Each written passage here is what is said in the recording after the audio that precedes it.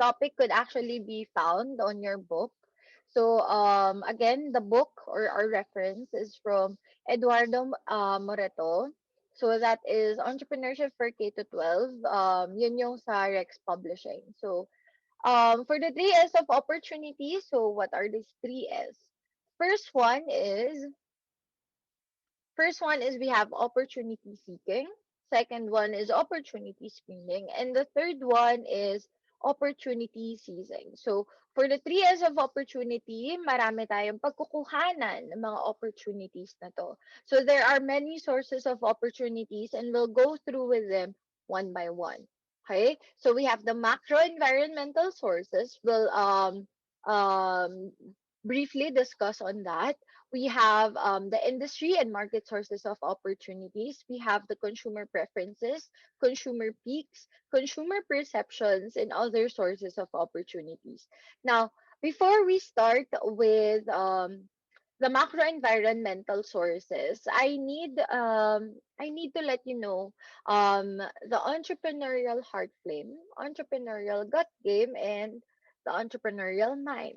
Okay, so ano ba yung mga sinasabi ko? So, for the first one, we have the entrepreneurial mind frame. So, this is about you as entrepreneurs to see things in a very positive and optimistic light. I know that it's quite difficult, okay? It's quite difficult to see positively sa mga bagay-bagay ngayon because I truly understand. I've been having a hard time myself. So anxiety issues hindi rin kami nakakaligtas diyan. So with this mind frame, okay? Ano ba yung sinasabi sa atin ng isang entrepreneurial mind frame? I have Chinese characters right here. And I think kung meron man tayong mga Chinese friends in this class, I hope that you could read this. Correct me if I'm wrong. I think this is Red Wei Ji. Okay? This is Red Wei Ji. Now, in Chinese. Tapos, in English, this is translated to crisis. Now, this particular character on my left, okay, symbolizes danger, or in translation, this is danger. The character on my right symbolizes opportunity. Now, ano ba yung sinasabi ko dito or bakit ko to pinapakita sa inyo? This simply states that within a crisis, there is always danger, nakaakibat, but at the same time, there is opportunity. It is up to us as entrepreneurs, as future business leaders, to see if we're going to look at the danger na meron dyan, all the risk na meron dyan, but also look into the opportunity that is present in that particular idea. Okay? So, whatever danger that there is, or whatever crisis there is in the Philippines or even around the world, okay, there is always danger, but there is also opportunities that are present within. Okay, so I have here an example. I think you cannot hear the audio of the video. I'm not sure, but I will give you the copy of the PowerPoint naman. Okay, you know that our country is prone to a lot of floodings, and especially during storm season. And with such crisis situation, there is an opportunity. So what they did, okay, that particular vehicle that I just showed you in this video, okay, this is called the H2O salamander. So, bakit ba gumagawa ng mga ganitong vehicle para dito sa Pilipinas? We all know that there's flooding na nangyayari, right? And kahit na anong gawin natin, hindi na natin siya maiiwasan. Okay? It's because of the poor urban planning that happened way back pa. So, hindi naman pwedeng i-correct natin siya lahat ngayon. So, what we could do is to adapt to these changes and then make something out of it. So, these particular people, gumawa sila ng paraan para they could provide a vehicle na magagamit mo kapag hindi umuulan at kapag bumabaha. Okay? So, pag nasa land siya, this particular vehicle could be parang trike. Okay, para siyang tricycle. It could be used for different sorts of transportation, and I think we can see similar designs na existing na in the market. Now, kapag bumaha, nagagamit nila 'to ngayon for rescue, nagagamit nila 'to for transportation, nagagamit nila 'to do'n sa area nila kung saan nagkakaroon or prone yung mismong flooding. Okay? So, why do we see these kinds of opportunities? A lot of us are having a hard time, and well, a lot of us also experience a lot of problems. Okay? And una sa lahat, guys, valid yung feelings ninyo. Kung nasa sad kayo, just be sad, okay? Okay lang yan. Huwag kayo nakikinig sa ibang tao. Valid yung nararamdaman nyo. Second of all, whatever feelings that you have, and you can't avoid having feelings, okay? Just acknowledge it and take some time to process it. Okay? Hayaan niyo yung sarili nyo maramdaman kung ano yung dapat yung maramdaman. Huwag niyo isinusuppress yung mga feelings niyo. And as your advisor, um, as much as possible, if you are feeling those kinds of thoughts or feelings, make sure that you come forward also para we could extend the helping hand. Or let's say you don't want to talk to a guidance counselor and you just want to talk with somebody, you can talk with me. Okay? So yun lang naman. Okay, going back to this lesson, opportunities. Opportunities are always present. It is up to us as entrepreneurs, as business leaders, as business owners to, well, acknowledge those ideas. Kasi every once in a while, sinasalubong tayo ng mga ideas na yan. Pero hindi natin sila win-welcome kasi we may not be ready yet. We're not willing to take on the risk. We don't have the finances or the resources for it to happen. Again, not everybody has the capacity, but these opportunities are already present. So it is up to us how we could handle those things. Okay? Now, the second one is the entrepreneurial heart flame. The heart flame is about the surging passion to find fulfillment in the act and process of discovery. So what do we mean by this one? This is all about passion. So lahat ng sasabihin ko sa inyo, it's all about passion. So this is one thing so much that a person would be willing to devote one's self totally to the quest. Okay? If you are passionate about something, kahit na ano pang harang yung meron dyan, any obstacle that there is, any consequence that might happen, you're willing to risk it. Okay? Because you're passionate about it. Let's say, I'm passionate about food and fashion. So, what I want is a business that would involve those things kasi yun yung something na willing ako pag-aralan, willing ako na matuto pa, willing ako na mag-explore, willing ako mag-experiment. Because again, I would love to hear anything about it. But other fields of business, hindi masyado. Because again, wala naman dun yung passion ko. Okay? I used to say before that ang passion or ang pagsunod sa pangarap ay para sa mayaman. I used to believe that. Okay? Lalo na nung nag-aaral ako, I always believe na parang it's always the essentials first. Okay? Kung ano yung mga pangangailangan mo before your dreams. Okay? I used to believe that it should always be money first before your passion, before your dreams. Because at the end of the day, what you need is money, commodity. Okay, so hindi mo naman mabibili yung mga kailangan mo, yung mga kakailanganin ng pamilya mo kung susunod ka lang sa pangarap mo. But what I realized growing up is when I started working and when I started pursuing business, is that it's not fun to simply chase something because of money. If your whole motivation for business is just about the money because of the earnings or the profits, it's not gonna be fulfilling on your end. Okay? Yung gusto mo lang is kumikita ka, pero hindi ka masaya. Then, what kind of life is that? Okay? That is simply surviving, but not actually living a life. So, as I grow older, parang mas bina-value ko na ngayon kung ano yung magbibigay sa akin ng peace of mind, kung ano yung magbibigay sa akin ng fulfillment in terms of work, in terms of clients I accept. If I find that that particular thing is giving me stress and anxiety, then I will let it go.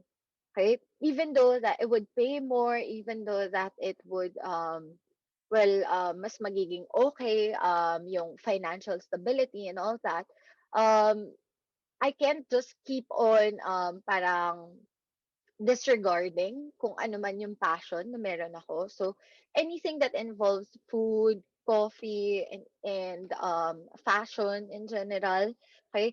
Anything that involves that, I'm willing to risk something about it or do something about it. So, yun yung mga passionate tayo. Some of you might be passionate because of art, passionate when it comes to public speaking, passionate when it comes to people, passionate when it comes to negotiations and all that. You can actually find a career that is revolving around that. And mas malay nyo, mas mag-grow kayo and mas lumabas yung potential nyo because you are now allowing yourself to go for something that you're interested in. Okay? That's why, again, when you choose your course in college, be careful. Be careful and make sure that it is something that you want. Okay? Not just what your parents want, not just what kung ano yung norm, ano yung parang legacy na ng pamilya, okay? Kung ano talaga yung gusto niyo, just go for it. Okay?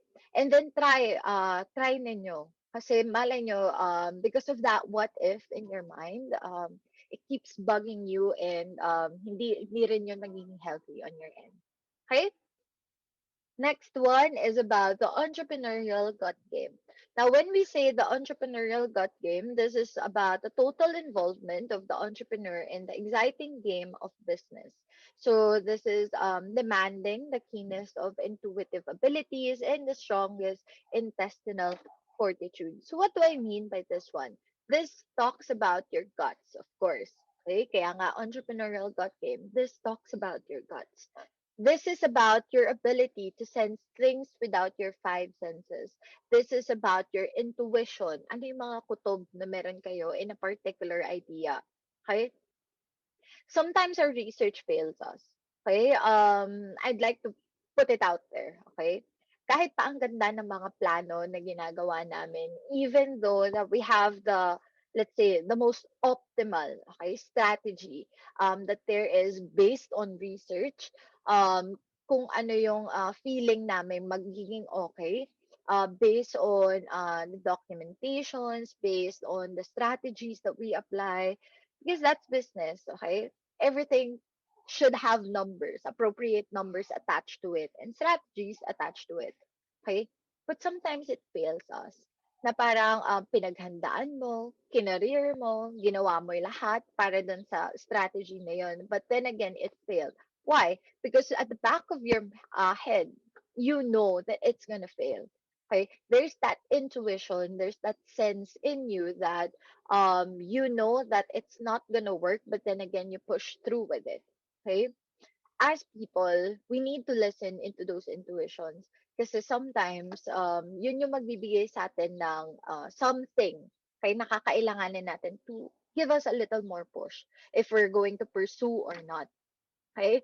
I have to be honest na parang when I first started making decisions for our business and yung talagang ako na yung mag-iisip ng mga strategies, I always question myself. Parang palagi may second thought kung ipupursue ko ba yan, gagawin ko ba siya. Okay? Kasi yun yung mahirap siguro kapag sole proprietor ka. Wala kang kabatuhan ng ideas mo. Walang magsasabi sa'yo na pangit yung sinasabi mo. And you're only going to listen to yourself. Okay? That's why I tried my best that in all of the business ventures na pinapasok ko, there is partners that are involved that are also interested with the kind of business that I work with. Kasi again, mahirap yung ganun eh. Yung umaasa ka sa sarili mo, umaasa ka sa intuition mo, umaasa ka dun sa mga alam mo, and nobody's there to correct you. Okay? Now, this is also about being able to withstand any adversity. I remember the first few things na pinaalam sa akin ng pagnenegosyo. Okay? It's very hard to be in the business when you're young. And I started at 18, and that's quite young. Okay, I don't know if you guys are planning to start your own businesses at your age, because I would say na, well, time is gold. Okay? Kaya dapat ngayon kayo mas nag-explore, ngayon kayo mas, well, parang mas ngayon kayo dapat nadadapa. Okay? Para matuto kayo. Kasi right now, wala kayong baggage. You don't have you have your parents with you to support you. You have allowances kung meron pa ba kayong allowances. Wala kayong masyadong kailangang ibigay. Okay, wala masyadong mawawala sa inyo compared if let's say you have a family already to feed, you have people na kailangan umasa dun sa mismong earnings mo, mas malaki na yung kailangan mong isipin kumpara sa ngayon. So ngayon, I I do suggest that matuto kayo mag-explore. You have what, 8 hours per day na I highly doubt na during the class nag-aaral lang kayo. Okay, I highly doubt that. I know that some of you, since hindi namin kayo nakikita or hindi naman namin kayo pwedeng i-force na mag-open cam kayo. Okay? Hindi naman pwedeng ganun eh. Na i-force namin kayo doon. Hindi namin alam kung nagpo-phone ba kayo, nagte-TikTok lang ba kayo, you're trying to be famous, and all that. Kasi you have all the time and the resources now when you're young. But when you get older, it becomes harder. Kasi there are people na, yun nga, mas umaasa na sa inyo. So, this is all about the courage. Okay? It enables the entrepreneur to plunge into difficult ventures with all the traps and the pitfalls. So this is the fearlessness that we have, thinks anything is attainable. Okay? When you're young, you're brave. But when you get older, you become, well, hindi ka nagiging coward, pero you become safer when it comes to your decisions, because again, not everyone has the privilege, not everyone has the capacity, not everyone um um could make a mistake. Okay, not everyone has that freedom. Okay, so with the resources that you have right now, maximize it. You have your laptops with you, you're born in a generation where there is phone, great technology being utilized, and I think that you could really maximize the potential of it just by being you. Okay, sa inyo. Okay, just open a simple business or do something about it para mas ma-maximize niyo siya ng mabuti. Okay, now the next one that we have right here, okay, is now exploring on the different macro environmental sources of opportunities. So pag sinabi ba nating environment, okay, when we say environments, there are two types of environments. And I think that your APEC classes has already started um, discussing you some of the points here. So there are two types of environment. We have the macro environment, okay, and the micro environment. So pag sinabi natin macro environment is all of the external factors in your business. Okay? Lahat ng bagay na hindi mo makokontrol, those are your macro environmental sources. Okay? When you say micro environmental, that is within the enterprise, within the business, and you could actually control it. You get to choose as a business who is your supplier, who's going to be your customers, and all that. And again, as a micro, nandyan yung lahat ng yan pwede mong kontrolin as the entrepreneur. But as a macro, okay, pag nandun tayo sa macro and kailangan natin siyang tingnan, tayo ngayon mismong business should have to adjust in those environments in order for us to fit whatever that there is in the environment itself. So how do we find opportunities? Okay? When we look for opportunities, we need to look at the following. We need to look at the social and cultural environment, and that also includes the demographic factors of the area. We need to look at the political and legal environment. We need to look at the ecological, economic, and technological environmental factors. Simply put, these are your PESTEL. Okay? So kapag tayo ay nag-aaral ng PESTEL, kailangan alamin natin kung ano yung bawat factors na papasukin natin once we start. okay, our business in that area. So for example, okay, the first one that we have right here is the social and cultural. This also includes the demographic factors. So ano ba yung makikita natin or ano ba yung dapat nating malaman when we speak of social and cultural environmental factors? This is about beliefs, about the taste, behavior, traditions, and customs within that area. You as an enterprise, you need to respect whatever is existing. Hindi mo pwedeng basta lang palitan and i-disregard lahat ng mga nandun just because you're opening up your enterprise. Okay? What you need to know is that there are certain customs, there is a certain behavior, a way that they live already. And you need to respect those customs. Alamin mo kung paano sila kumakain, alamin mo kung paano sila nag-shopping, alamin mo kung ano yung what triggers them to buy a certain product. And then, okay, introduce your business by adapting to those changes. Okay. For example, okay, for example, I am a burger business. If I am a burger business, and let's say here in the Philippines, I use 100% beef patties. Okay? Dun sa mga burgers na ini-introduce ko sa market. Now, once that I'm already established here in the Philippines, let's say marami na akong mga chains and branches dito. That's why I want to expand worldwide. And gusto ko mag-start sa India. Okay. Let's say that I want my burger patties, I want my burgers, my stalls to also open a franchise in India. Okay. Ano sa tingin ninyo yung mga adjustments na dapat kong gawin? What are the adjustments that I need to make in order for me to introduce my product, okay, my 100% beef patties, dun sa mismong country nila? Anyone? Based dun sa behavior nila kung paano sila kumakain. Most of them are vegetarians. What else? Ano pa? Anyone else that would like to share their thoughts? Ano pa? Ano dapat yung mga changes na gawin ko when it comes to my business since I would like to introduce my beef patties in India? So, for Justin, kailangan i-adjust ko yung mismong beef. Yes, okay. Dapat yung mga publication materials, lahat ng mga lumalabas na posters, social media posts, all of your PubMats, and even your approach when it comes to the marketing itself is something that is well catered to them. Diba, let's say burgers, diba? So, most of the taste na nakukuha natin when we say burgers, it's very Western. Okay, yun nakukuha natin. So, pwede na i-adjust natin yung mismong lasa based dun sa kung ano yung spices because they're heavy on that. Spices na ginagamit nila when it comes to their cuisine.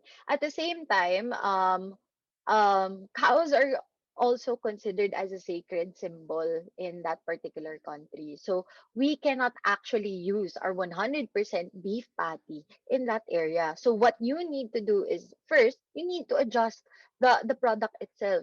Hindi pwedeng yung India yung mag-a-adjust dun sa kung ano man yung in-offer mo. So yes, Maricar, you're correct. You need to add more spices because that is the taste na meron sila dun sa mismong country. At the same time, maybe you could lean into a more vegetarian or plant-based approach since, again, sacred yung tingin nila or sacred symbol nila yung mga cows. So you need to respect that.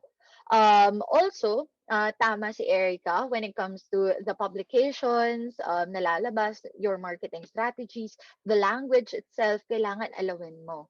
Okay? What is the type of language na ginagamit nila? How could you adjust to that? How could you communicate to your customers well? Okay? Even your overall operations might change. Okay? Dahil lang dun sa do they use their hands? Do they prefer spoon and fork? Is it must go to ba sila? Would they prefer a dine in or dine out type of diners or burgers? Okay? Kasi the culture itself and the behavior of how we consume things is different from others. Okay? So let's say Italy. Okay? In Italy, the coffee culture is quite different. Doon pumupunta lang yung mga tao early in the morning, they get an espresso and they go. Okay? So in and out lang yun. Pero dito sa Pilipinas, okay? ang cafe dito is that you get to stay there, you work there for hours and hours. Tapos isang kape lang yung binili mo. Okay? And that's one thing na iba when it comes to culture. The behavior of how we consume the product itself might be different from all the other countries that are out there. So as an enterprise, you need to adjust or you need to create a more sustainable workflow depending on where you would like your presence to be. Okay? So the next example that I have right here is this one. Okay? So you guys are familiar with McDonald's already, right? And for McDonald's, they made sure that everything is localized. Ibig sabihin, based on this particular term, this term is used to describe a product or a service that is developed and distributed globally, but is also adjusted to accommodate the user or consumer in a local market. So, hindi dapat pare-pareho lang yung ino-offer mo dun sa mismong market. Kasi again, you're trying to adjust based on what is the taste that would be sustainable and would be okay for them. Okay. Um, are you familiar with the video of Kaki, Pangilinan? Okay, I think that was last year.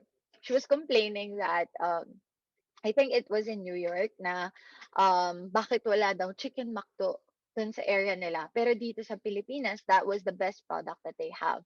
Okay, that is the best product that they have. So, again, yung chicken itself na meron dito sa McDonald's, dito sa Pilipinas, is designed because Filipinos love to eat chicken. Okay? And you cannot expect that from other countries because, again, it's different. Okay? The way we eat and consume food, some countries, yung mga more westernized, they value more on the sandwiches, they value more on the burgers, yung mga easy na or madaling kainin, madaling i-consume, pwede i-consume on the go. But for Filipinos, everything is paired with rice. Everything should have this and that, may gravy. Okay? Kasi yan yung mga hinahanap. Okay? So it's localized. For Korea, they have other spices. For the Southeast Asian, other countries, or other parts of the world, meron ding ibang taste na kailangan nilang i-adjust for that. Okay? Another example that we have right here is looking at the demographics. Okay? As mentioned, when we discuss on the social and cultural, this also includes the demographic factors of the area.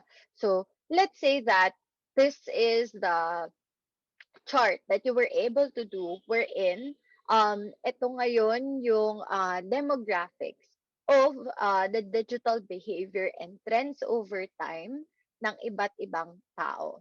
So for this one, how could you actually create an opportunity given the fact that these are the things that are present within the area? So ito yung Global Web Index report na ni-release for 2021. So what kind of opportunity could you create knowing that there is great interest when it comes to music, food, cooking, technology, and gadgets? There is that lifestyle of there are more drinkers, there are more people that eats out sa mga restaurant. There is people that goes to the gym more often, values health more compared dun sa mga past generations or past year. Okay? There's that trend already. Okay? Na kailangan mo ring i-watch out. So for example, there's that trend towards healthier food options kapag New Year. Okay? Bakit kapag New Year, ganun yung behavior ng mga tao? Bakit kapag pagpatak ng January to February, first 3 months, January, February, and March, bakit ang behavior ng tao ay they would eat more healthy options? Why do you think so? Bakit ba ang trend ng mga tao every year, okay, pagpatak ng January hanggang March, mas naglilin yung mga tao for healthier food option? Kasi New Year or New Year resolution nila. That's actually correct. Okay? Kasi we have that idea that we plant on our head na you want a change of life. Okay? Gusto mo, you want to make your life better. You want to live a healthier lifestyle. Okay? And you want to maintain it. Pero na-maintain mo lang siya in 1 month, 2 months, 3 months. Okay? And yun yung trend na hinahabol ng mga tao kapag pumapatak na si New Year. Okay? You eat a lot during the holidays. That's why during the New Year, babawas ka na. Gusto mo na mag-diet, gusto mo na mag-exercise, nandiyan na yung lumalabas yung iba't ibang promos from these particular businesses because again, they know that it's going to happen. That's already part of a certain trend. Continuously, paulit-ulit siyang nangyayari. That's why it's called a trend. Okay? Now, what kind of opportunity can you create knowing that there are existing trends na nandyan na sa market? Okay? Another thing that we need to look at are different generations that could really affect the business strategy that you're in. So let's talk about marketing, for example. The way you market your business could be different, or the way you approach your business could be different based on what kind of generation is present in the market itself. So let's say that you have this generation. So you have the veterans. So these are the 70s, 70 years old and older, the baby boomers who are in their 50s to 70s, the Generation X, they are the ones in their 30s to 50s, and millennials, 30 and under. So, para dito, let's say that majority of the people that go to your shop are the baby boomers and the veterans. How would you change the way you market your business based on these generations? If let's say you as the Gen Z, okay, you guys are young, you're very techy, you know what a digital and traditional marketing is all about, okay? But for the veterans and for the baby boomers, what kind of approach would be more applicable para sa kanila? Ano dapat yung marketing strategy? Ano dapat yung way na kinakausap or kino-communicate mo yung message mo sa kanila? So I have an answer here from Justin. It's more of a traditional. Michaela also agreed with a more traditional approach, and that's correct. Okay. What you need to do now is be, yes, that's correct, Rhea, conservative. Okay. You need to make sure that the message that you're trying to convey to your audience are direct to the point. Okay? But at the same time, hindi siya yung all out, all in agad. Okay? You have to make sure that it's very direct to the point, walang paligoy-ligoy. At the same time, you use what is the traditional approach when it comes to marketing. Let's say commercials, billboards, posters, newspaper ads, okay? Yan yung mas nakikita nila because they tend to use more into that. Okay? But you, as the Gen Z, what kind of strategies ba yung mas nag-a-appeal naman on your end? What kind of strategy? Saan kayo mas nakakakita ng ads? Saan or ano yung mas interesting sa inyo na mga ads? Okay? Usually, you go for social media. Okay? Anything that is digital, yun yung mas pinaglalaanan nyo ng panahon. You value the story behind a particular shop. Mas gusto nyo yung mga witty na advertisements. Mas applicable sa inyo yung may kwento kaysa sa wala. Okay, mas gugustuhin nyo that there is a background or context in a certain idea before a product is being fed sa inyo. Okay, you are influenced by your influencers, by your idols, and the personalities that you see both YouTube, TikTok, or other social media platforms. Okay? So that is how you would change your strategies depending on the type of generation that is present. Okay? So I have this particular ad that I'm actually playing right now. Pero sure din ako na hindi nyo naririnig. Could you hear it?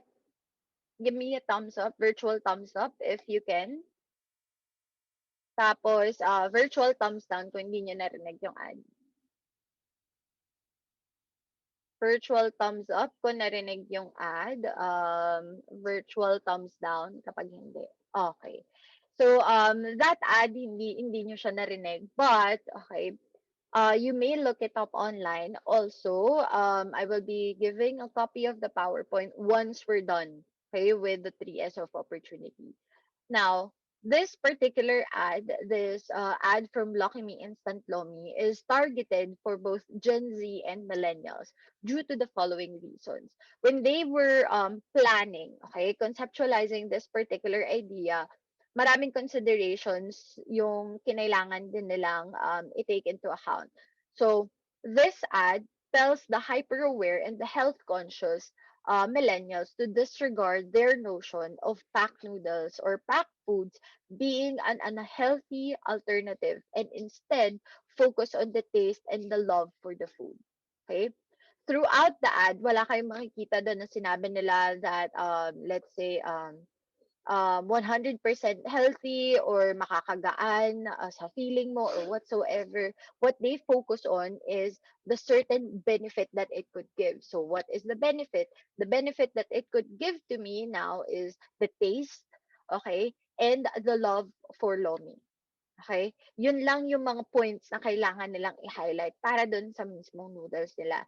Hindi nila sinabi ever na sila ay healthier food option. Hindi nila sinabi na kakaiba na food option sila. They simply stated what's unique for them. Okay? So that's the taste and the love for Lomi. Okay. The second one is the music choice that they have for the commercial. So it became catchy to me to the point na parang pag nakikita ko siya or naririnig ko siya dati na parang nasasabayan na namin. Siguro dahil ilang beses namin siyang pinapakita sa class. Okay, pero yun, parang nasasabayan na namin, LSS na rin kami. Okay? Because the music choice is meant to get the millennial audience engaged to a relatable song. I'm not familiar with the whole song, but because of that familiarity that I have with the song, na-associate ko siya doon. Okay? And mas madali siya ngayong alalahanin for us. Okay? For both millennials and Gen Zs, okay, what we appreciate is something that we could relate to. Okay? Pag hindi tayo nakaka-relate sa isang bagay, we just ignore it. Okay? Even the people that we idolize, we follow, kapag hindi ka naman nakaka-relate sa kanya, okay, or hindi mo nakikita na you want to be that kind of person, okay, you simply ignore it. You choose to ignore it. Okay? So, mas madali for us to consume media if it's relatable, if it's something na madaling intindihin, it's something that you're quite familiar with. Let's say, naalala mo yung isang bagay because of associations attached to it. So let's say, mahilig kayo mag-TikTok. So a lot of people now are using that particular platform para mas ma-engage yung audiences nila. You guys are into filters and all that. So mas ginagamit na nila ngayon yun for where they're designing their own filters. Bawat brand ngayon meron ng mga ganun. And a lot of people now are into frames and all that para dun sa mga DP movement na ginagawa ninyo. Because again, those are things that you would like to relate to. Okay? Once you see that their profile pictures have the same frame as you know naka-batch mo siya. You know naka-program mo siya. Okay? And that becomes now your connection to other people. Okay? Now, we go with political and legal. So pag political and legal naman yung pinag-uusapan natin, this govern business practices as well as the permits, approvals, licenses necessary to operate the business. So again, this talks about the laws, the rules, regulations, all of the permits, approvals na kakailanganin mo sa barangay, kakailanganin mo sa mayors, kakailanganin mo sa for fire, kakailanganin mo for safety precautions and all that. Everything makakailanganin mo that involves anything, any rules or regulations na pwede mong tamaan as a business, you need to consider those things. Okay? So let's say your operating hours is beyond the curfew, kailangan alam ng barangay yan. Alam nila and may permit ka to operate in those hours. If you have let's say graveyard shift or yung mga panggabi na pasok, okay, call center agents have that. meron kayong additional pay na kailangan ibigay sa mga empleyado mo for night differential. Another thing is yung hazardous pay na kailangan nating ibigay sa mga health workers na hindi pa rin ma-release ng ating government. So, those are things that are important when you start doing business. Okay? You need to acknowledge that people are important. Okay? And you're trying to maintain the safety of the environment within the enterprise. And to do that, there should be right practices, ethical practices. There are certain laws, rules, and regulations that you should follow. Okay? Now, an example that I have right here is this tax exemption for 13-month pay.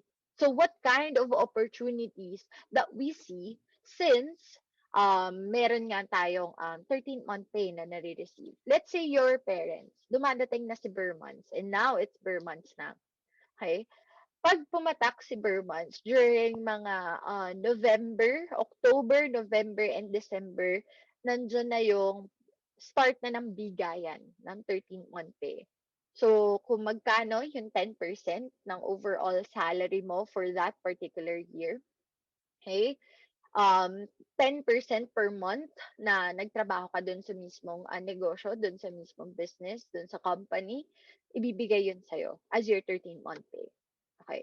What opportunity now do we see since there is, 13-month pay na binibigay kapag mga bare months? Anong opportunity ngayon yung nakikita nyo? Any opportunities that you see? Kapag mas maraming disposable income ang tao, what happens? Kapag mas maraming buying power ang tao, what happens? I see here gift buying, more sales, mas marami ang purchases. They could spend more. That is correct. Okay? Kaya mapapansin nyo din that during the Burr month season, dito yung kabi-kabila yung sale na nakikita natin, both for malls and for online shoppers. Nandiyan na yung sabay na sila na merong mga sale na nangyayari, mid-year sale, nandiyan na yung end of season sale, clearance sale, and all that. Lahat na ng types of sales. Okay? Kasi nga, they know that there is already purchasing power. Mas kaya na ngayon ng tao na bumili since um, mas marami na silang disposable income. Ito yung extra na natanggap mo, na labas dun sa mismong sinasahod mo. Okay? Mas marami na yung bumibili ng mga hindi naman essential. That is correct, Maricar. Okay? Marami na kayong binibili ng mga add-ons na hindi mo naman kailangan yung damit na yan, pero bibilin mo siya for special occasions. Hindi mo kailangan nung, let's say, ng added workspace para dyan, pero bibilin mo siya dahil you find it interesting and you have that extra money. Okay? So how do you now capitalize on those things? As business owner and as, let's say, business leaders in the future, kung plano ninyo na magbukas ng negosyo, okay? Never open your business during August because that is considered as the ghost month. Okay? For some apparent reason, walang pera yung mga tao during August. Kung napansin nyo din, lahat ng mga restrictions natin for ECQ ay ginawa nila for August din. Okay? They're trying to prevent the fact that we're going to close our economy for the Burr months because they know that during the Burr months is the season where people actually engage and try to buy nice things. Okay? Diyan tayo mas may pera. We just got out from recession.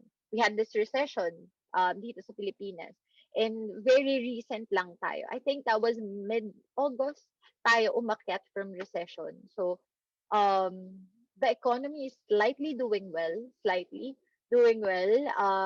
We haven't got back in our feet, but the economy is starting to pick up. And because of those, yung mga restrictions na nilapat nila, yung mga MECQ, ECQ, GCQ, they tried to adjust it, okay, to the point that yung Burr months na meron tayo, September hanggang December, ay hindi maaapektuhan.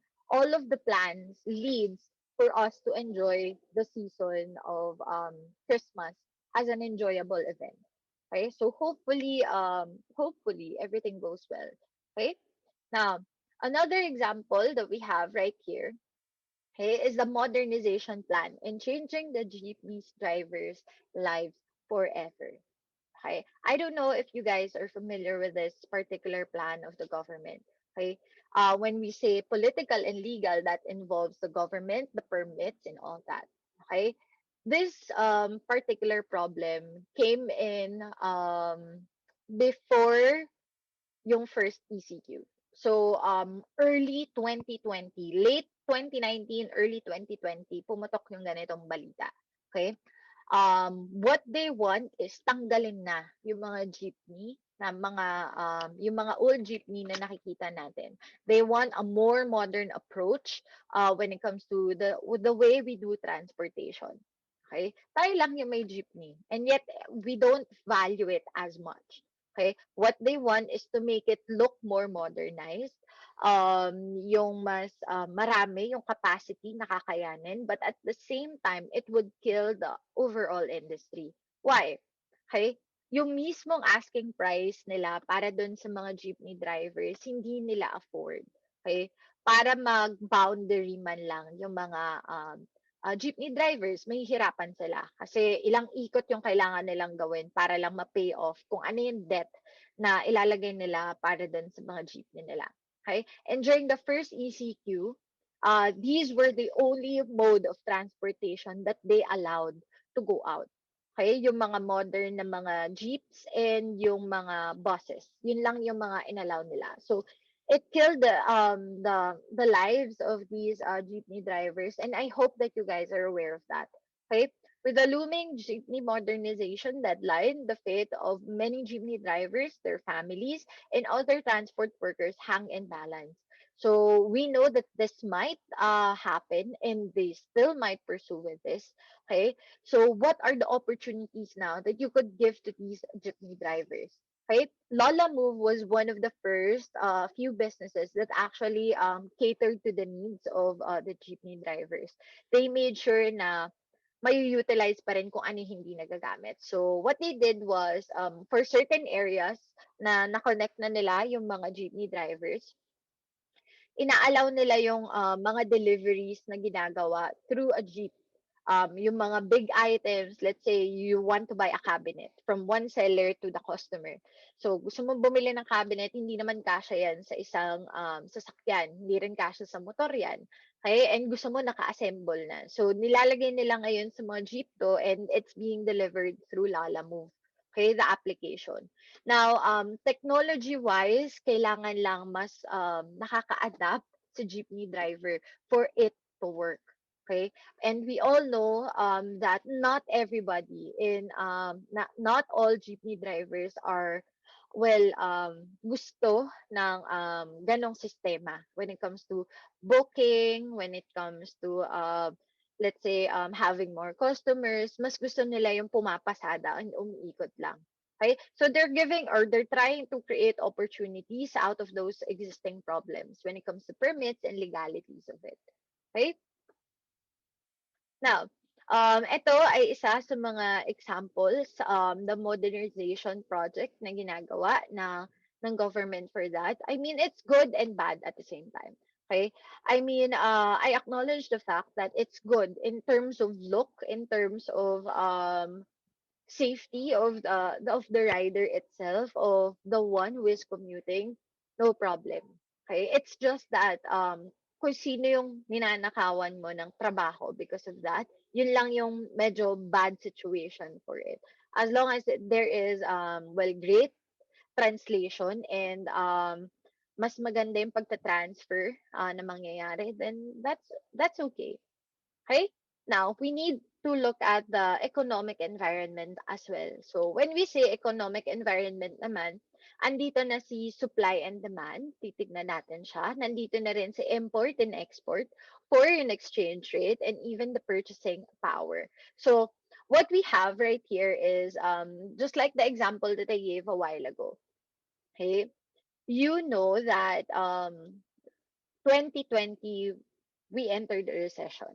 Okay? Nandyan yung sobrang daming tao yung nawalan ng trabaho. And I mean a lot.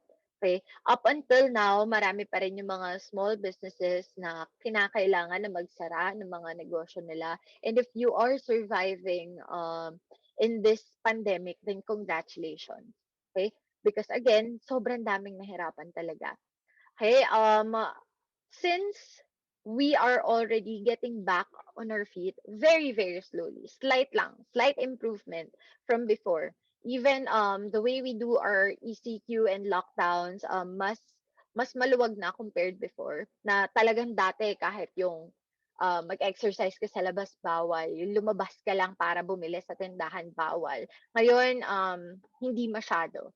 Okay? May mga granular lockdowns lang sila na ginagawa na very restricting para dun sa kung saang area man yung ila-lockdown nila. But other than that, everything is smoother. Okay? So, mas okay na. In terms of economic activities, ha? So, for economy, bakit ba kailangan magkaroon ng balance para dito sa dalawa, both health and economy? Okay? Once our economy, okay, fails us, malaki yung chances na mas marami yung maghihirap. Marami na mahirap ngayon. Okay? Mas marami pa maghihirap kapag hindi natin ginawa ng paraan. Okay? I do understand the point of why we're trying our best na parang let's open up slowly. Okay? Kailangan lang talaga mas mabagal ng konti yung pag-open natin ng mga borders, pag-open natin ng mga enterprises and businesses. A lot of restaurants, personal na mga businesses, yung mga health-related, even dentists, salons, okay, gyms. Ang hirap magbukas kapag ganito yung sistema. Okay? Hindi mo alam kailan ka pwede mag-open, hindi mo alam kung kailan ka isasara ulit. Okay? And because of those things, okay, how could you create an opportunity? Okay? A lot of instructors now are shifting into online. May mga online classes na lang sila in terms of yoga, gym, bodybuilding, and all that, as long as you have the equipment at home. Pwede mong gawin ng online lang siya. But if you don't have the equipment, and you rely on the gym, paano mo siya gagawin? Therapy sessions now are a lot of therapy sessions ginagawa na rin online para lang din mas makapag-adjust sa kung ano yung binibigay sa atin, okay, ng government. At the same time, to save when it comes to the economy naman. Okay? Now, let's look at the supply and demand of things. Okay? When we first heard about the use of masks and face shields, what happened? Let's talk about economics, ha. So, nung unang binalita na kailangan lahat ng tao naka-mask, lahat ng tao naka-face shield. Okay, ano nangyari? For pandemic, there was eruption, 'di ba, ng Taal. Na I remember I was outside when that happened. And nagulat na lang kami na parang ang foggy and all that. Tapos nabalitaan namin, like my parents were calling me and sabi nila na you have to go home kasi yung dust particles and all that. And I was out with my friends at that time. So, hindi namin alam that it would get worse and worse. And then, biglang naging norm na kailangan mag-mask, kailangan mag-face shield and all that. Tumaas yung demand para doon. Pero again, si supplier, hindi siya nakapaghanda. Okay? Nobody was prepared for the pandemic. So, everything was expensive. And there were a lot of people na walang ibang ginawa kundi mag-hoard. You should only be buying what's enough for you and your family. But a lot of us, okay, a lot of us consumers, and aminin nyo, some of you, okay, na um, nag-hoard talaga because you wanted to save more, you want to keep it and make sure that you are protected. Okay? Even vaccines. Okay? Lumalabas na ang balita na dapat may booster shot. Okay? Dapat may booster shot para dun sa mga bakuna. Okay? I'm not sure if you guys are vaccinated yet since you guys are underage pa. But some of you are 18 and above naman na. So, magpabakuna. Okay, even sa vaccines, for me, my thinking here is simple. Okay, get a shot, get the 2 doses, that you need, okay, to fulfill that vaccine. If you have the Johnson and Johnson, the Janssen one, isang shot lang yun.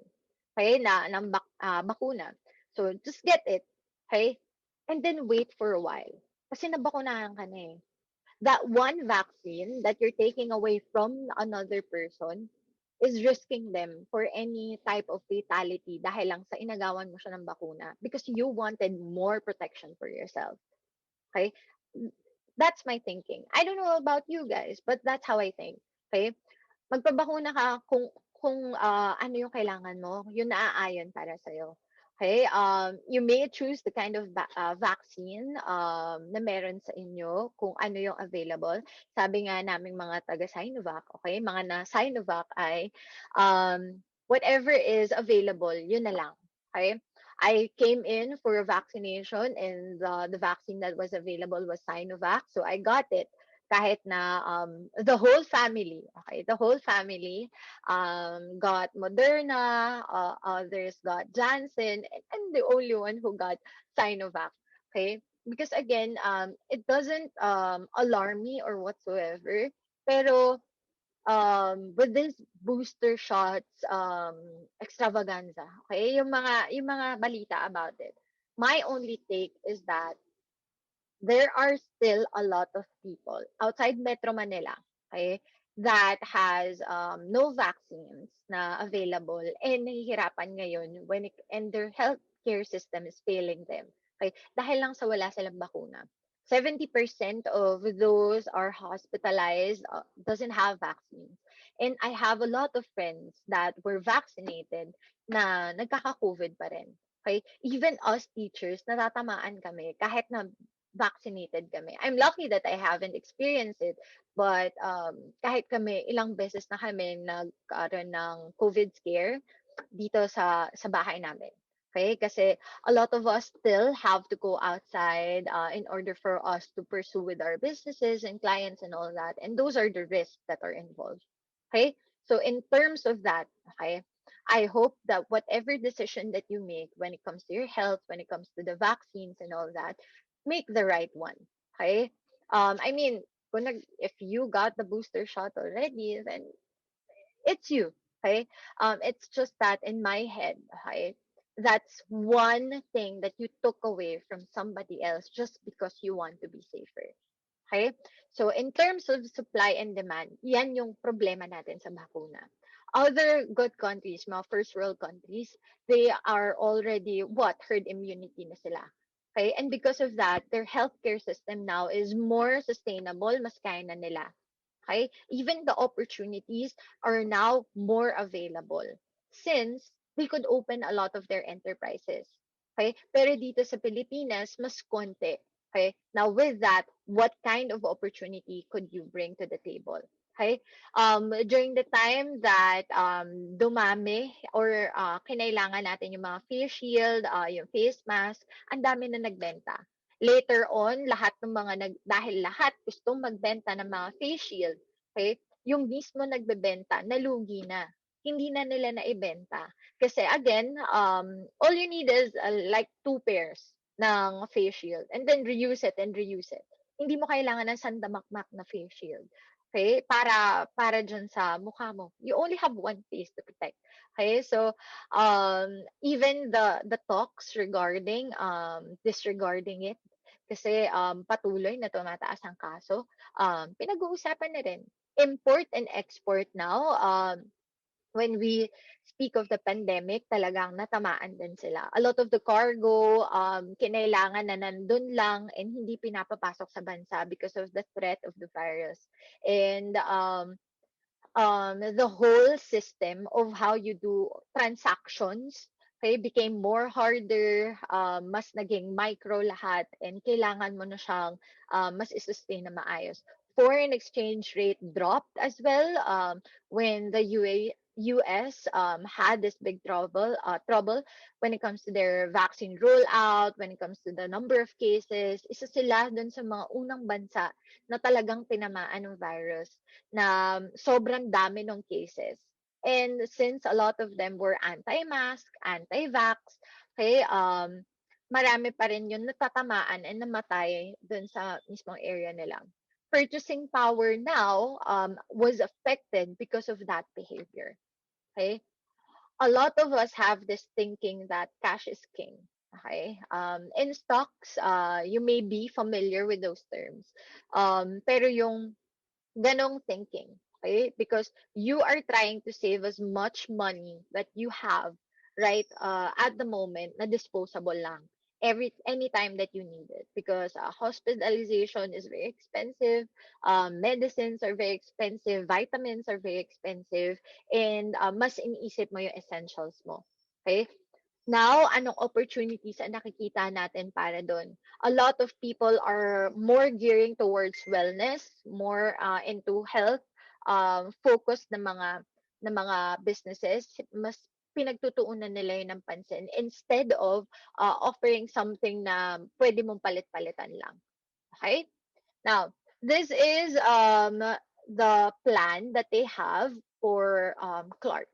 Right? This was the plan na ginagawa nila. And one of the big fishes, okay, sa businesses ay nagtayo na diyan ng mga or naglapat na ng mga investments nila. Suyen Company, Dennis Uy have already vouched and invested a lot of money in Clark. Okay? Ano ba yung plano nila sa Clark? Okay? They want to make it a city na parang BGC.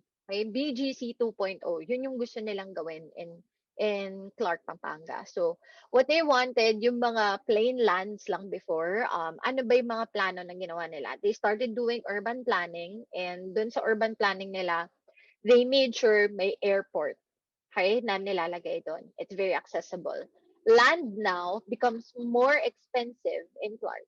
Okay, mas nagiging expensive na yung mga properties doon since dinedevelop na yung area. And once the area is well developed, let's say BGC, okay? You guys familiar naman kayo doon, di ba? So BGC wasn't BGC before. Para lang siyang plain land, okay? Plain nothingness. Ganon siya dati. And then, it was developed slowly. Then, lahat ng mga business hubs, doon na pumunta. Okay? Doon na nila nilipat yung mga main offices nila. And then, there was this mall na nag-put up, transportation, real estate developers, lahat nag-develop na ng mga areas doon. And with that, okay, the properties in that area became more expensive. There is accessibility, there's transportation, there are business hubs. Okay, now what opportunity does it give to you knowing that these areas are being developed? Okay? So when you know these types of economic problems or economic developments na ginagawa both ng government and ng mga private institutions, kailangan you are also aware what kind of investments, what kinds of opportunities yung pwede mong pasukin doon. That's why yung mga big fish nga na sinasabi ko, let's say si Dennis Uy and si Ben Chan ng Suyen, si Bench, okay? Isa sila dun sa mga heavily nag-invest na dun sa area na yon na kung saan maglalagay sila ng mga main offices nila, maglalagay sila ng mas malaking pera dun sa mga areas na dapat dun nagkakaroon ng mga palaro, dun tayo ngayon nagkakaroon ng sports, lahat ng mga bubbles na ginagawa in terms of, I think, PBA, football, lahat dun na natin ginagawa. Even UAAP and NCAA, they plan to make a bubble out of it, and dyan sa Clark yun mangyayari. Kasi again, they've already thought of a plan. Paano natin aalagaan yung mga sports na ito? Paano natin bibigyan ng opportunities yung mga businesses to invest more money in that area? Okay? So you have to make it more inviting. Okay? Now, the next one is we have the ecological environment. Pag sinabi naman natin ecological environment, this is the growing awareness of the world in today that makes this factor more and more important for countries and industries in terms of that save the planet advocacies. Okay? Are you guys familiar with Greta? Yung kid na si Greta. Thumbs up if yes, thumbs down if no. Okay. Yes, you guys are familiar with her. So I can talk about her. Okay, so that person, that kid, okay, siguro mas bata pa nga siya sa inyo eh. Okay? Or ka-age niya siya. She really loves the environment, okay? And she values kung ano yung binibigay ng environment sa atin as human beings, okay? And what she stated were facts na kailangan ganito yung mga nangyayari, ano yung carbon emissions and all that, paano tayo nakaka-harm dun sa mga simple ways natin. Okay? And that particular voice, okay, was heard by a lot of people. Okay? She was all over Twitter, she was all over Instagram, she was all over, okay, the news and all that. Okay? Because she was screaming for help for the environment. Okay? She was the voice that the environment needed. Okay? There are things na I would approve of what her saying is, dahil totoo naman, kailangan talaga natin magkaroon ng mga changes, okay, in terms of how we live, okay, in our lives. So, with those initiatives na ginagawa natin, okay, sustainability is one big problem in terms of raw materials, trees, environment, forests, okay, endangered species, lahat yan problema natin. Okay? And 2020 was harsh. 2020 was harsh. 2020 din yung nagkaroon ng wildfire. Okay? Nagkaroon ng wildfire sa Amazon kung saan a lot of endangered species yung mga nakatira and then namatay dahil dun sa wildfire. Tapos 2020 din natin experience yung muntik ng sumabog ang bulkan, okay, Bulkang Taal, and everybody was scared of that because yung crater na nakikita natin, hindi lang yun, okay? It's yung buong lawa na kinalalagyan sa may Tagaytay area, okay? Yun yung mismong bundok, yun yung mismong bulkan pala, okay? Yun yung mismong nakakatakot doon. And once it's sparked na talagang sumabog siya, we don't know what's going to happen. Okay? So everybody's scared of that. And Mother Nature could really, okay, ask for a very heavy payback from everybody. So what we see now are businesses that are trying their best in order to make things sustainable. But when once we say sustainability, it's not just about the raw materials, okay? Even in your concept pitch, pag sinabi kong sustainability, hindi lang yan about sa raw materials na ginagamit ninyo. It's all about the three Ps. Okay? Are you sustainable in terms of your planet? Okay? Paano makakaapekto yung mga ginagamit ninyo na raw materials, all of the inputs, the resources that you're gonna put in the business, in the overall planet. The next one is profit. The next P is profit. Profitability, kikita ba kayo with that idea? Mapapalago nyo ba yung mismong negosyo? Could you build the company out of that idea? And then, how could you increase your product line in order for you to give more and ask more from your customers? The next one is people. Okay, the third P is people. Now, in these three P's, mahalaga din ang tao. Always remember that people are your greatest asset. So how could you take care of them? What community are you trying to help? Sino makikinabang dun sa mismong produkto ninyo? Those are the three P's of sustainability. Okay? But in terms of ecological, okay, we're going to talk about the planet. What kind of opportunity would you think or could you think of that puts heavy value dyan sa mga Save the Planet na yan, na mga advocacies, dun sa mga initiatives na sinisimula natin. Bigger companies now are trying to will lessen their carbon footprint. Yung mga brands such as Uniqlo, nagko-collect sila ng mga used clothes and then nire-recycle nila, ina-upcycle nila into a different product para mas makapag save para dyan. Reusing your clothes multiple times is also one helpful way para dun sa mga Save the Planet initiatives. Okay? If you guys are familiar with Levi's, yung jeans, okay? Levi's is known for their jeans. And the type of jeans that they have is waterless. Okay? Ibig sabihin, kapag mas binugbog mo yung mismong pants and mas hindi mo siya wina-wash, okay, mas okay siya. Okay? A lot of pants, shouldn't be washed right away. Kailangan sinuot mo na siya ng, let's say, 3 to 4 times bago mo siya i-wash. Okay? And that's your part of, let's say, saving the planet. And Levi's constructed the pants na pwede sa ganong behavior. Okay? Because Levi's itself, they started their company, um, nag-build sila ng pants para sa mga miners. Okay? And miners, hindi naman yan araw-araw naliligo, araw-araw nagpapalit ng damit. Okay? And kailangan makapal para hindi sila matusok dun sa mga kuweba kung saan sila pumapasok, para safe sila kung saan sila pumupunta. And that's why the durability and the quality of their pants was good. Okay? And up until now, they made sure that the materials that they use are something na pwedeng you use it for, let's say, a week or two, okay, na hindi yan madadamage agad-agad. Okay? You can look into those types of materials na pwede sa mga ganong bagay. Okay? And those are the things that makes Levi's an innovation or innovative product compared to others in terms of the pants industry. Okay? Dun sa clothing mismo.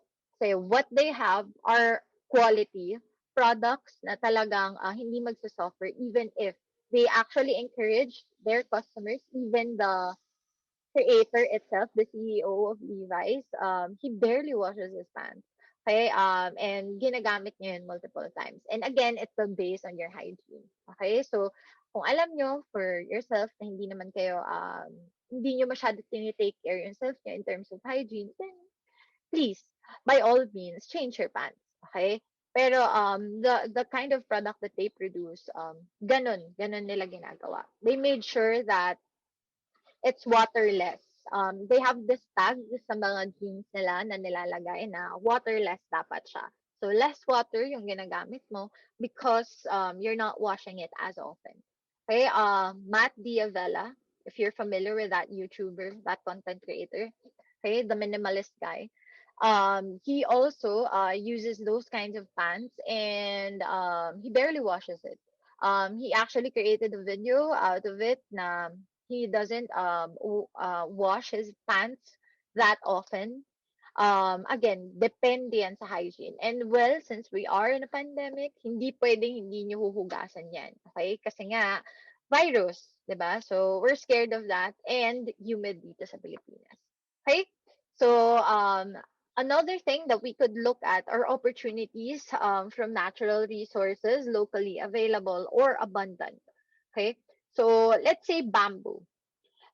Sobrang dami niyo na nag-pitch sa akin since Thursday. Okay? And I'm not just talking about your class, like all of the classes that I have, sabay-sabay, Thursday, Friday, Saturday.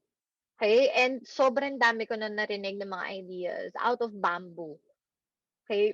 But I think that you're not actually maximizing the overall bamboo idea. What you need to do is create something different. Pag sinabi nating innovation, dapat kakaiba. Dapat something na hindi pa namin na-encounter, hindi pa namin alam na kaya pala ng bamboo. Okay? Are you familiar with the company Kubo? Cubo. Kubo. Thumbs up if yes, thumbs down if no. Familiar ba kayo with Kubo? Okay. It's a modular house na ginawa nila. Okay? Modular house. It's like the real deal. Okay? Bahay talaga siya. And what they did was they have engineered bamboos for that one. So yung mga kahoy na yan, yung bamboo na yan, ginamit nila, in-engineer nila in a way that it's going to be the whole foundation of the house itself. Okay? In a way that it is engineered na hindi siya mag-absorb ng tubig, hindi rin siya, kaya niya i-withstand kung ano man yung mga typhoons na meron sa Pilipinas, kung ano man yung mga kailangang gawin, okay, para ma-avoid natin yung sobrang init, sobrang tag-ulan dito sa Pilipinas. So they created that particular company. I could show you that one siguro later on, yung example and yung video that they have. Um, I was actually interested to buy one sa kanila, yung mismong house. I think that is yung most expensive nila. They call it the Sarangani model. Is only about 600K, mga ganon. 600,000 and it's a four-room, okay, house na pwede mo ilagay sa probinsya. Okay? Pwede mo siyang ilagay doon tapos it will serve as let's say a rest house para sa inyo. And gusto mo lang ng something na titirhan mo, it's a good investment. And that's a good idea to start with. Okay? They engineered the bamboos itself, okay? Para mas maging modular siya, mas easier yung pagtatayo ng bahay. And those are things na kakaiba when it comes to the market. I'm not saying that you produce a house, okay? But maybe you could turn these bamboos into something else. Okay? Tama na yung utensils, tama na yung tumblers, tama na yung mga lalagyan and all that because we've seen it. Okay? And when we start grading you, kapag sinabi natin innovation, saan ba magfo-fall yung grade na to? Okay? And you would want a higher grade, right? So let's think of something else. What could be done? What could be processed para dito sa mga produkto na pinoproduce natin? Okay?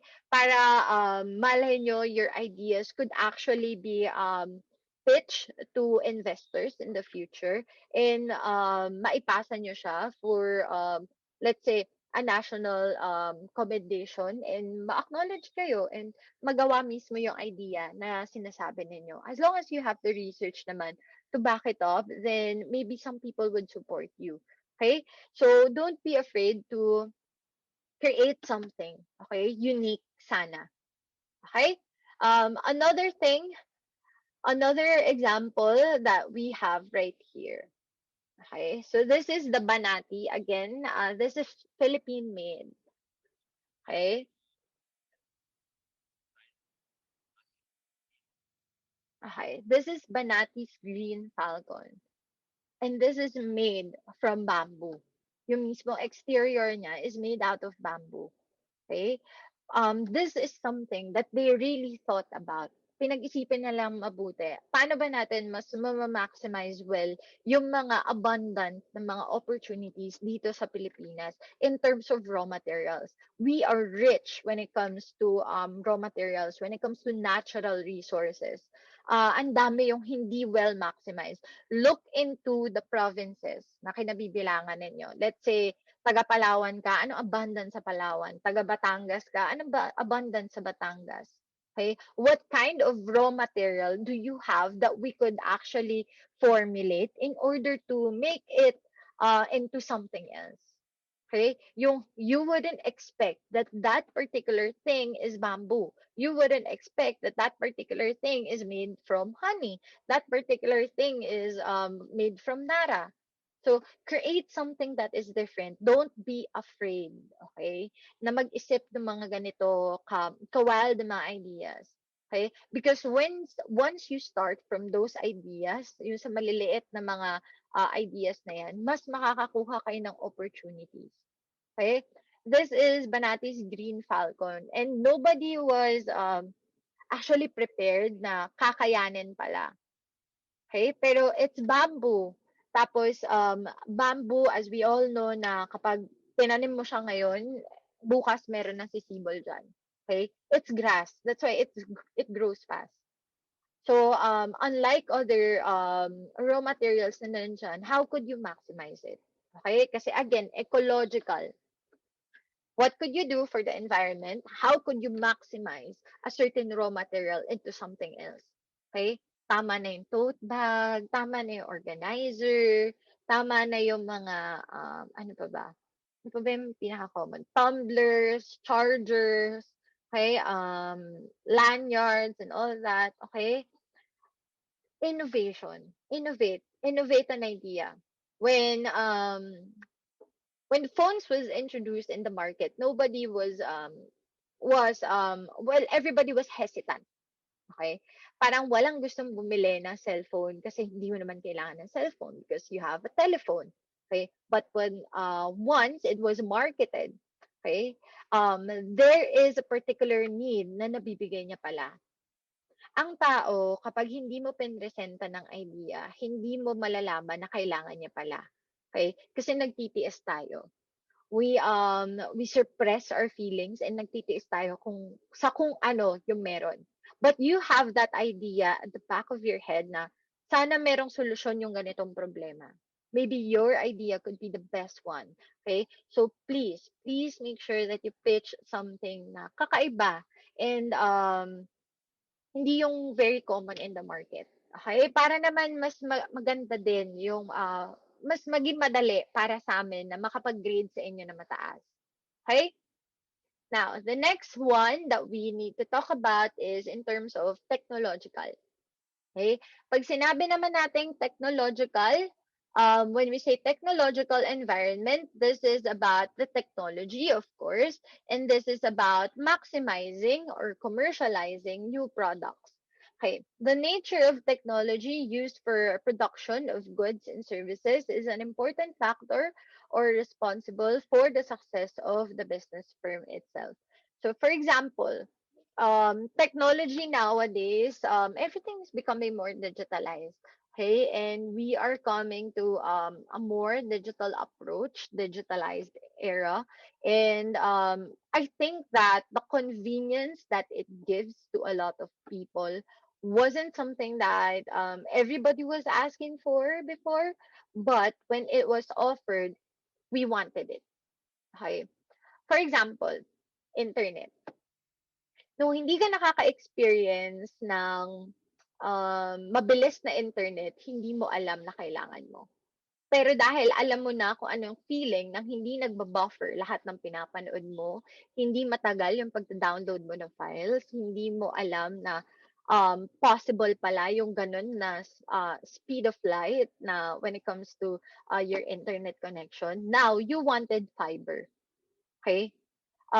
Is fiber the best when it comes to internet? I can't say. Hindi naman ako knowledgeable in those areas. But, okay, since it's being offered and since that everybody is doing, okay, their best when it comes to more digital and much faster na transactions and communications with other people, mas kakailanganin talaga natin siya. Okay. Smartphones. Okay. There is now great utility when it comes to applications na kakailanganin natin. More and more are being developed in terms of what kind of software, what kind of applications would be more entertaining, would be more convenient for the end users. Okay? Kasi again, kapag technology-based ang inyong business, mas madali mo siyang na-maximize. And I think that the best opportunity that you could have if you would like to start for a business is anything that involves technology. Okay? Anything that involves digital or tech, magandang opportunity yun ngayon. Okay? Maganda na isa ka dun sa mga openers para dyan. If you guys are familiar with Dito, that telco company is the third telco here in the Philippines, and they were offering, let's say, a faster internet, and yun yung minamarket nila. Kasi again, we are coming into that age na parang kailangan na natin and we are being reliable or we need a reliable network for most of our transactions, most of our communications and all that sa market mismo. So, kailangan mas hindi na tayo hesitant, okay, to adapt into these technological changes. One example that I have right here is that, let's say, new equipments, new inventions, and new discoveries. Okay. So, let's say that you work in a hospital. Okay. Let's say that you work in a hospital. And for example, there is this advanced machineries na ginagamit ninyo in terms of surgeries. Okay? You as a business, okay, you adapt na gusto mo meron ka rin yan. Okay? Alam mo na yan na yung pinaka-latest when it comes to improving surgery operations and all that. Okay? Para mas efficient, mas mabilis, and mas kaya nyo mag-cater and mas safe. So you wanted to adapt these technology advancements in your business as well. So, mas nakakapag-cater ka even though that it's more expensive on the end of the consumers, but they are paying for the quality. Okay. In terms of your operations, a lot of businesses now are shifting to a more technology-based na, yung mga naka-AI na lahat. Um, hindi na sila masyado nagre-rely. Let's say, for example, customer service. A lot of the customer service now is developed by the IT na kailangan merong automated responses para sa certain questions. Okay. Let's say that you have this problem when it comes to your let's say cell phone. May problema ka sa cellphone mo and you want to talk to the customer representative para matulungan ka para dun sa troubles mo sa phone mo. So they gave you options on what to click, what kind of question yung pwede mo ibigay. So you say, let's say you're having problems when it comes to screen. So you press screen. May automated responses sila na ginagawa. And those are part of how you could adapt to this technology para mas maging mabilis yung operations mo, para less people na yung kakailanganin, less mistakes. Okay? Yung mangyayari rin on the end of your operations. I'm not saying that if you hire people, mas marami yung pagkakamali. It's just that people get tired. Okay? Napapagod ang tao. And yung efficiency niya is not always 100%. Even gadgets, okay? Ang battery life ng mga laptops natin, ng mga cellphone natin, it's not always 100%. Yung mismo life ng battery ninyo, if you check into your settings, nun yung makikita kung what, 99 na lang siya, 98, 97%, and that's the maximum na kayang ibigay ng mismong phone ninyo, ng mismong gadget ninyo. Okay? So that efficiency now is not 100%, but tuloy-tuloy and you wanted a more cohesive and consistent in terms of operations. Another example that I could give here is are you guys familiar with Nespresso? The machine, Nespresso. Hebrew, Nespresso, yung mga capsule na coffee. Okay? Um, when I started my cafe, we had this traditional na mga espresso machines. Okay? And the problems that we usually encounter is not just the maintenance, okay, but how one person, okay, a barista and another barista could make the same, let's say, latte, but different taste, different look yung nabibigay nila. Okay. So we wanted consistency when it comes to our second cafe. So what we did was simple. Okay. We bought a very big Nespresso machine kung saan yung may four capsules yung kasha. May four kung saan nalalabas yung mismong coffee. So all you need to do is press some buttons and then every shot that it pulls is consistent and it's the same. So we wanted to eliminate, okay, the idea of having mistakes or inconsistencies when it comes to our operations. So we did that in terms of our operations. Is it more expensive? Definitely. Because one capsule is 30 pesos already. And you're only talking about the espresso itself. Okay? So, mas malaki yung binabayaran. But again, since you are being more efficient, mas mabilis, mas consistent yung nagagawa mo, then it saves you the trouble, it saves you the stress, and it gives you efficiency in terms of operations. Okay? So those are the macro environmental factors that you could look into in order for you to find opportunities that are present. Again, pag sinabi natin macro environmental sources, look into your environment. Look outside. Okay? Things that you cannot control, now how do you plan to adapt to it? Ganun yung siya gagawin. Okay? Now we go with the industry and market sources of opportunity. Now we need to look at the micro environmental factors. And when we say micro, these are the things that you can control and these are the factors that are within the enterprise. Okay? This could make or break your business whenever you decide into something else. Okay, so this talks about the resource availability and the usage, okay, how you use these things. So you have the suppliers of inputs, you have the suppliers of inputs, you have customers, employees, competitors, and the public as part of your micro environmental factors. Okay, first one is the suppliers. Okay, your suppliers provide businesses with the materials that they need to carry out their business activities. Always remember that the suppliers that you have, you get to choose them, but they also get to choose you. Okay, always keep in mind that in business, it is always important that hindi nananalo sa supplier over kay business. Bakit? Once your supplier has more power over you, he or she could dictate the kind of pricing na nilalagay niya. And nahihirapan tayo if the supply itself, the raw material itself, is unique to a business only. Pero kapag marami yung suppliers na available for that certain material, okay, yung mga suppliers na mismo, yun lumalapit sa mga establishments, dun sa mga businesses para i-carry sila as the supplier of their business. Okay? But once again, that these people have power over you, malaki yung chances na yung pricing strategy mo ay magbago based sa kanila. So, nagiging part sila ng mga macro environmental problems mo na kailangan mong i-adapt. Okay? And you don't want that for your business. So you need to figure out that you have to have a good relationship towards your suppliers so that hindi kayo nabubudol, hindi rin kayo papabayaan ng mga suppliers ninyo. Okay?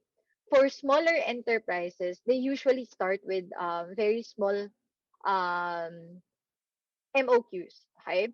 So, maliliit lang yung mga in-order ninyo. So, you have to figure out ano muna yung mga, ano yung minimum order quantity na kakailanganin ninyo i-fulfill in that particular supplier. For example, I want to sell shirts.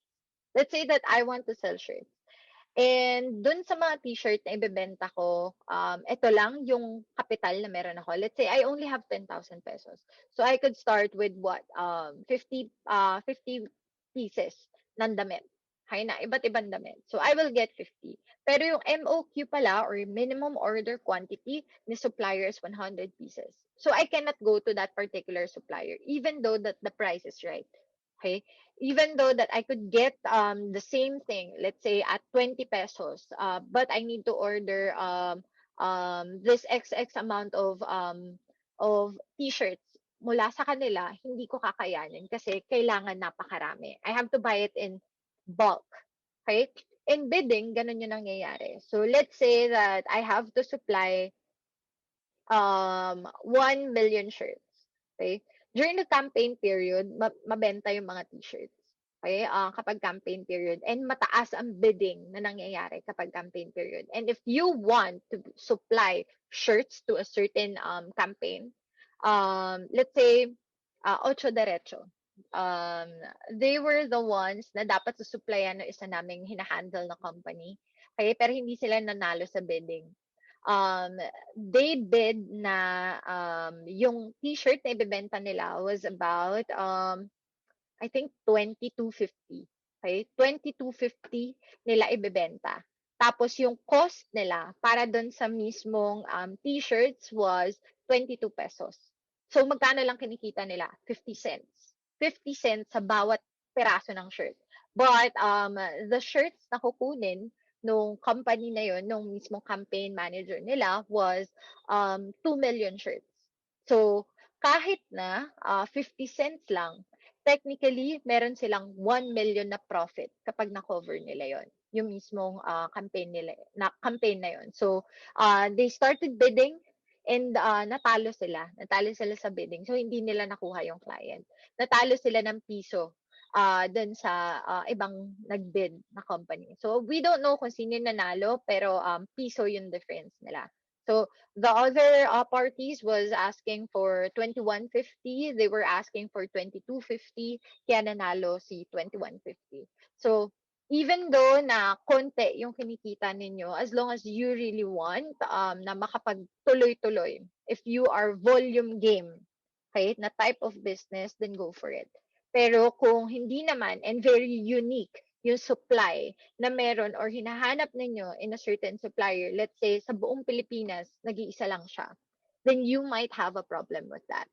Okay? Malaki ngayon yung risk na pinapasok mo in terms of your Porter's analysis. Okay? Malaki yung risk no na kapag hindi ka na niya sinuplayan, baka mag-fail yung mismong business mo. At the same time, baka hindi mo rin kaya mag-pursue later on. Okay? The next one is employees. Again, you have the ability to adjust and to choose the kinds of employees that you work with. Again, your people are your best assets, no matter what. If a business employs staff without motivation, skills, or experience, it would affect customer service and ultimately your sales. Okay. Once we start hiring in our business, we made sure that it's always attitude over anything else. Okay. Hire someone that is teachable, yung willing matuto. Kasi mahirap i-employ yung someone na tingin niya siya na yung the best. Siya na yung pinakamagaling. And mahirap yun ipasok sa negosyo kasi kapag naturuan mo or napuna mo yung mga ways nila, yung mga techniques nila na ginagawa in terms of efficiency, baka magkaroon kayo ng commotion and friction dun sa mismong working environment mo. And you don't want that. At the same time, you need to know that these kinds of people will also value the kind of or other employees that you have within the environment. Hindi pwedeng sila lang yung tama. Okay?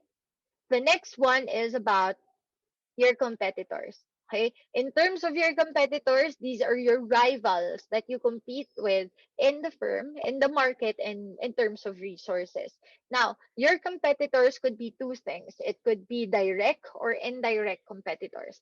Pag sinabi nating direct competitors, it offers the exact same thing that you are offering. So, for example, if I am a milk tea business, the direct customers that I have are Macau, Dakasi, iHeart Milk Tea, Simple Line, lahat ng mga milk tea sa area, lahat yan direct competitors ko.